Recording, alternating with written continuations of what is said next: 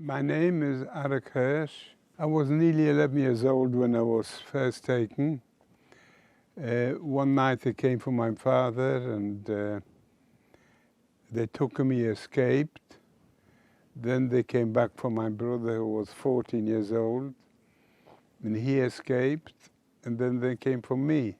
I didn't escape. And was nearly 11 years old, and I went to this camp with adults, and we started with 2,500 men working on the railway line for the attack on Russia, already 1940, and I was chosen to bring water into the camp, and on 4 wheels, 4 of us were pushing the vehicle, and we brought water in the camp. And also I was helping in the kitchen, and I cleaned the camp commander's office and his house. And I was there for about 18 months. We're building the railway line for the attack on Russia already in 1940, and within 18 months, by the time the railway line was finished, out of the 2,500 men, there was only 11 people left alive in 1942. And the camp commander sent me home in 1942, never been heard of before. He was a very barbaric man. He used to love hanging people. And for me, he had pity, or I don't know what it was, but and then he did send me home in 1942, me and another young man. And when we got home, the women came to ask me, how was my husband, how was my son? I said, everybody's working, everybody's all right. It wasn't the truth, and I had to tell him, otherwise I would have gone berserk. We've heard that more or less everybody was dead. And I never even told my mother. My father was caught later on, and he was taken to another camp. And my brother was at home as well, and in 1942, and it was about September, the Germans decided to liquidate all the Jews of the town.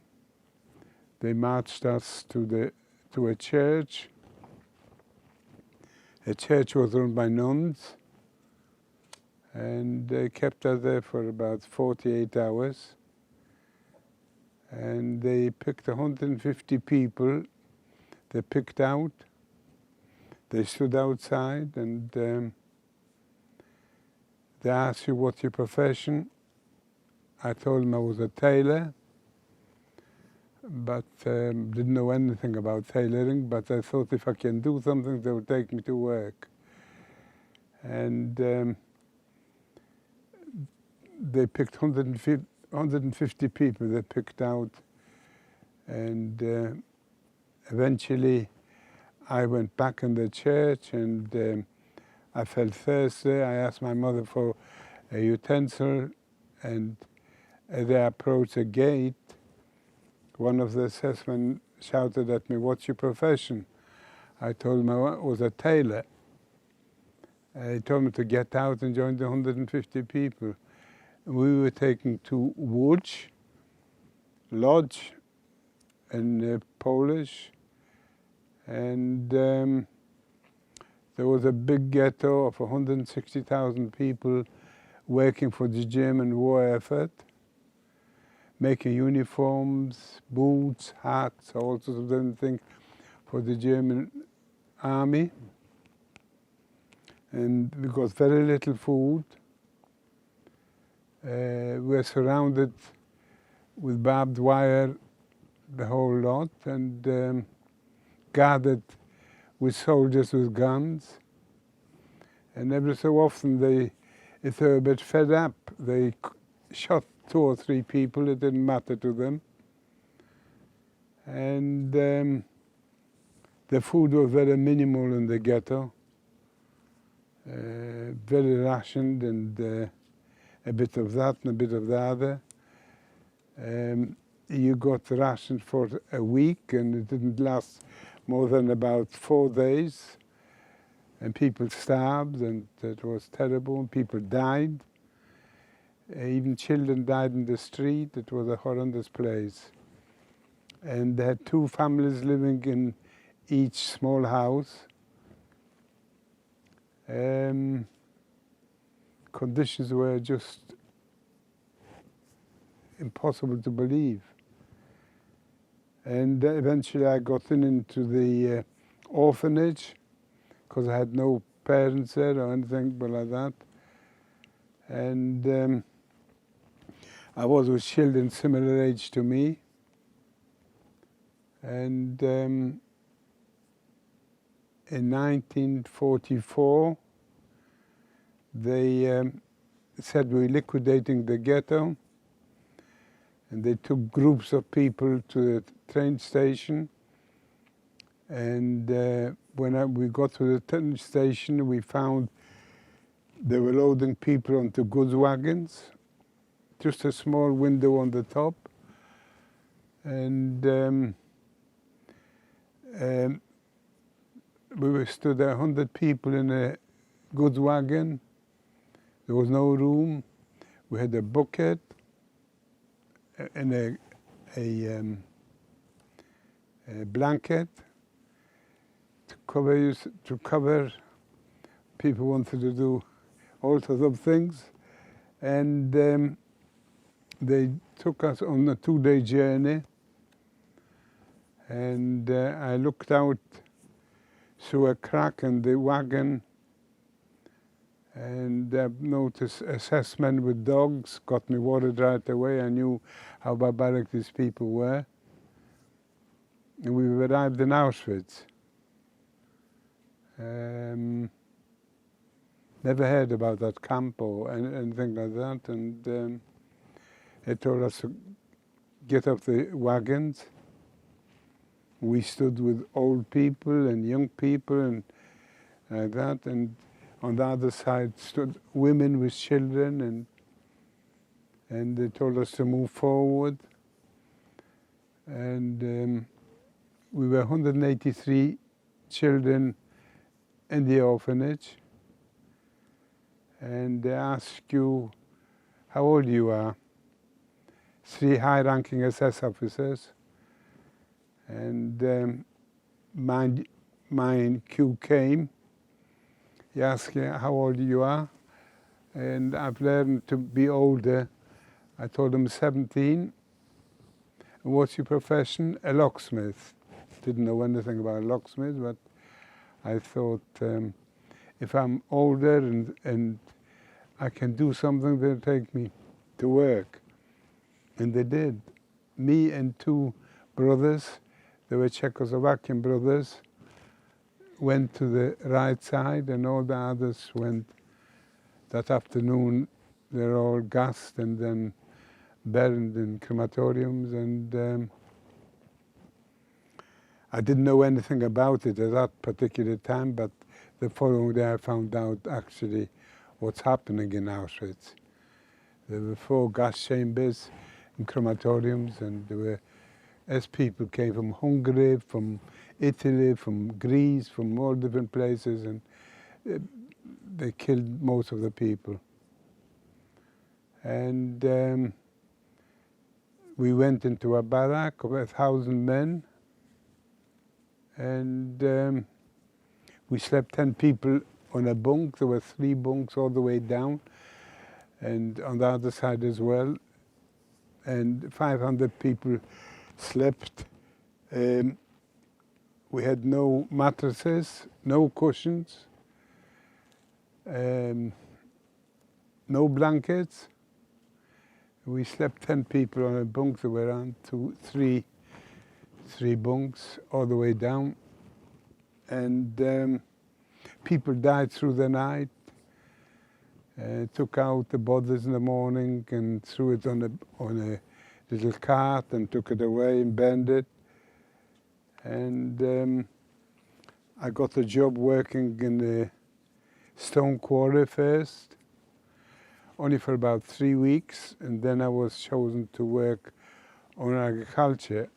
Auschwitz was 30 kilometers big. It was a tremendous vast camp. And so I worked 3 weeks in a stone quarry, and then they took the young people to work on agriculture. We worked with 2 horses and on agriculture, and we turned the soil over, and then they brought us fertilizer. It was ashes from the crematorium. When I threw it on the floor, I could feel the bones. And I had to do that. And so I worked 3 months on agriculture, and then one day an officer came and he picked out some young people, and I was one of them, and he took us to work in the fishing commando. The river Vistula passed through Auschwitz. We used to catch fish with nets, and we used to sort it out live and send it by train, special tankers with water, send them live to Germany. So I've worked for about 3 months there, and it was already January 1945, and we were counted in the morning and also in the evening. We only wore pajamas. We had to take our hats off, both heads. We stood there for about an hour in minus 25 degrees, heavy snow. And then they said, we're marching you off, because we heard already the Russian army's artillery firing from a distance, so the Russians weren't far away. And they marched us off. For 2 days we marched. We slept on the snow during the night, all in a pyjama, remember. And anybody that couldn't walk was shot in the back of the head. The body was thrown on the side of the road, and after walking 2 days, we came to a railway station. They loaded us on, and they took us. Remember, we had no food. And after 2 days, we arrived in a place called Buchenwald, eastern Germany. They unloaded us, and they marched us off to a place called Buchenwald. There was a very large camp making rockets for the German army. And we had the first shower in 6 months, given by the SS in Buchenwald. It was a very vast camp. And then we got different uniforms, and they put us in with Russian prisoners of war, because the Russians were not on the Geneva Convention, so they didn't class them as soldiers. They just classed them as ordinary workers or ordinary people. And we were there 4 days with them, young people, and then somebody came and took us to Block 66. That was a young people's block. And we didn't get an extra food, but one thing, in block 66, we did not work. We young people in Buchenwald, we did not work. That was a help. And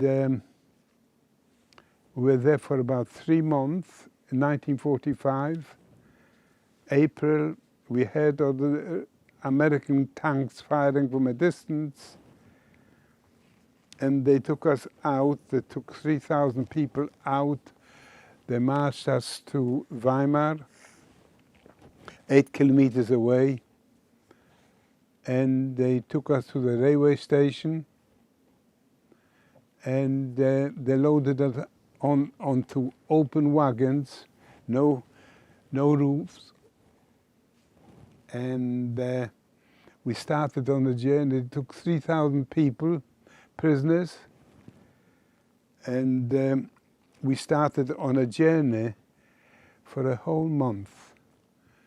They took us all over Germany, and eventually we arrived in Czechoslovakia.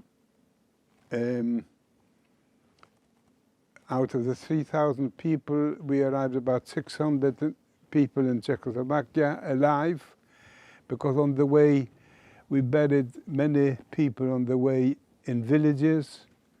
We made big graves and we put them all in together. And we arrived, as I said, in Czechoslovakia, 600 alive. After a month, I've even burned my shoe, what I had done, and tried to eat that. I've seen cannibalism on the train, open trains. And we arrived on the 4th of May 1945 in Czechoslovakia. Our train was taken into Terezin, or we call it Theresienstadt in German. It was a ghetto there for German Jews and Czech Jews. And we were liberated 4 days later by the Russian army on the 8th of May 1945, the last day of the war in Europe. And I did survive. Many people had typhoid, dysentery, all sorts of things. The Russian army didn't know what to do with us. They brought rice pudding. That's all we had for the whole month, rice pudding, because we were so sick. And then we got different clothing. Some people died right after the war. And 3 months later, the British consul came, looked over the children, and about 2 months later we were taken to Prague, the capital of Czechoslovakia, and from there we were taken to the airport. And when we got to the airport, we've noticed good aeroplanes. I think there were Lancaster bombers or something like that. And they loaded 30 children to a bomber. We sat 15 on one side and 15 on the other on the floor. And it took about 8 hours to get to Britain. Very, very slow. We refueled on the way to Britain. And we arrived in Carlisle in 1945, in May, I think it was. And buses were waiting for us with 300 children, 260 boys and 40 girls. There were some little ones as well, about 3-4 years old. And we were taken outside Windermere. There was a factory making aeroplanes, and the war was finished, so everybody went home, and we took their houses and their places, and that's how I came to the Lake District and the 300 children. And we were there for 6 months. Lakes, mountains, was a wonderful life. We even got clothing from the Red Cross. There's the first lot they sent didn't fit us, but the second lot came and it did fit us. Because we walked around in our underwear for a few days, and eventually when the proper clothing came, we put proper clothing on, and we're there for 6 months. And somebody from the Red Cross came, asked us to give our name. They'll try and find if anybody from the family has survived. And after about 2 months she came, and she couldn't find anybody from the children that any family survived. How did you feel like after you were liberated? How did I feel like? I wasn't well to feel anything because I was starved for a whole month, and it was a horrendous thing. Many of the people got typhoid, had to be taken to the hospital. I didn't get it, so I was lucky as far as that's concerned. And then Theresienstadt, that was a ghetto for German Jews and Czech Jews, and they were guarded with German soldiers there, and with guns and so on, and sent to Auschwitz every so often. They picked a transport up and sent it to Auschwitz and killed them there. Why do you think it's important for people our age to learn about the Holocaust? It's important because what the Germans did, to them a human being meant nothing. They killed, shot, gassed people and so on, and a lot of them escaped after the war to South America with the families, and they're still there, still living in South America. Is this justice? It isn't. I would have had hanged the whole blinking lot, those people that did these terrible things. Have you actually been back to Auschwitz yourself? Yes. Since? Yes. In 1980, I went back with my wife for the first time. I couldn't get through the gate because I was so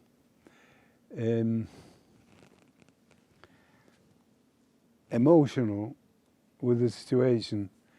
So I went away, but I came back, and eventually I went through the gate, and I've been back many times ever since with groups of people. Do you think that's important that the camps like Auschwitz and Belsen are still standing as sort of monuments to that part of history, so it's not forgotten? Correct. Do you think that's why it's important? It's very, very important for people to see what other human beings could do to other human beings. And did some horrendous things, the Germans. They got away with it. A lot of them, as I said, escaped to South America, and they got away with it. One Eichmann was caught, and he was hanged, but wasn't enough. But a lot of the Germans got away with it.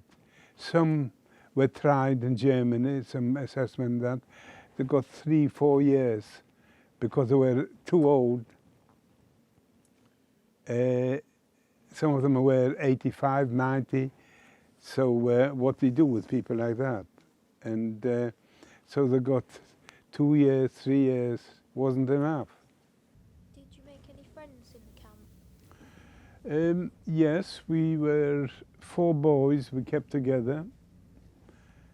Because all the people had no time for us, so because they had so many problems themselves, so they had no time for us, and